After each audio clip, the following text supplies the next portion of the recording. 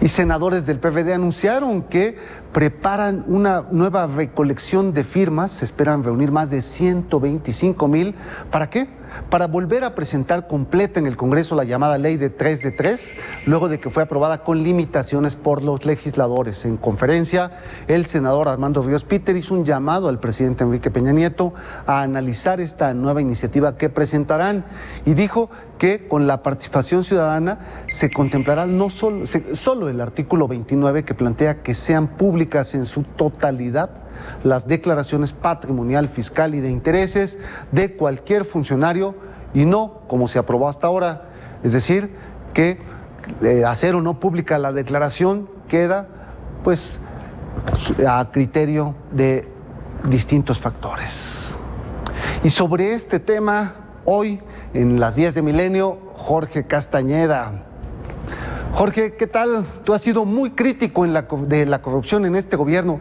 ¿Qué dices sobre el giro que el presidente dio ayer al admitir su error con el tema de la Casa Blanca y pedirle incluso perdón a los mexicanos? Hola, Héctor, ¿qué tal? Pues mira, mejor tarde que nunca. Yo creo que hay que valorar mucho el gesto del presidente Peña Nieto de reconocer muy tardíamente de que cometió un error y pedir perdón por haber cometido ese error. Y no hay que regatearle el valor que mostró al hacerlo. Ahora, dicho eso, pues quedan muchas preguntas pendientes. La primera es por qué se tardó casi 2 años, 1 año y 8, 9 meses, en darse cuenta. En segundo lugar, ¿es un error de percepción que generó él? Es decir, al final del día, de comunicación, ¿o fue un error de conflicto de interés real suyo, de su esposa y del grupo IGA? Y por cierto, podríamos seguir también con el secretario de Hacienda. ¿Qué tipo de error fue el que cometió y por cuál de ellos está pidiendo perdón? No es indiferente esto, ¿no? Entonces me parece que ahí hay un par de preguntas muy importantes, pero que además habría que extenderlos, insisto, a otros miembros de su gobierno o de su partido en puestos de responsabilidad. Así es. ¿Ellos también van a pedir perdón o ellos no, porque ellos no generaron esa percepción, o qué? Bien, ¿te parece que se trata de una estrategia, de toda una política diseñada donde primero fue la controversia para frenar el blindaje a los gobernadores acusados de corrupción, después la renuncia del secretario de la Función Pública de Virgilio Andrade, que fue quien lo exoneró por lo de la Casa Blanca, y tercero, esta admisión de la culpa, el haber lastimado, incluso dijo, la investidura presidencial?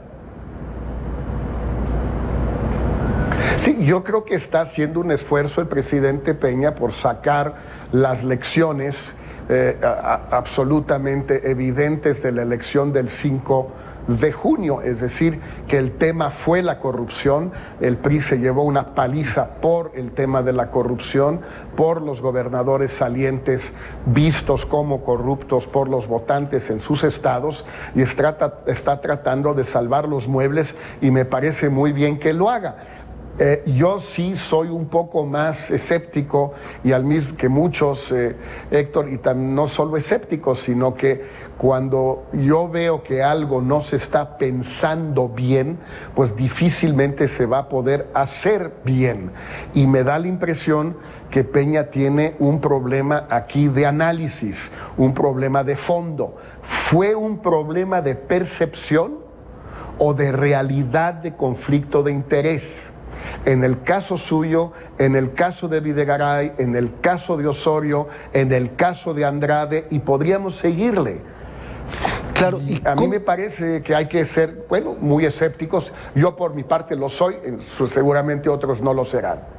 Bueno, ¿y cómo ves al resto de los actores del sistema político en este panorama, en especial a jueces, magistrados y ministros? ¿Estarán a la altura del Sistema Nacional Anticorrupción o se quedarán cortos, Jorge? Bueno, habrá que ver cómo aterriza todo esto. Vi una declaración, no recuerdo exactamente de quién, de un senador o una senadora el lunes, de que, por ejemplo, el tema de la declaración 3 de 3 no entrará realmente en vigor hasta el 2017. Así es. Y, por cierto, seguirá siendo voluntario. Bueno, pues eso me provoca de nuevo cierto escepticismo.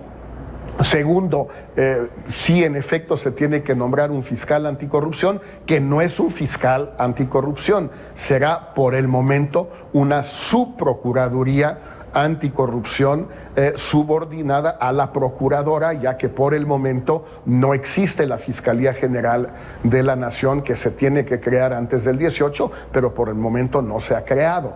Y hay que mandar la nueva postulación del secretario de la Función Pública al Senado, qué bueno, pero ya veremos a quién mandan. Si van a mandar al mismo tipo de gente que han mandado a la Suprema Corte en este sexenio, pues así, no sé a cuánta gente le inspire confianza a todo esto.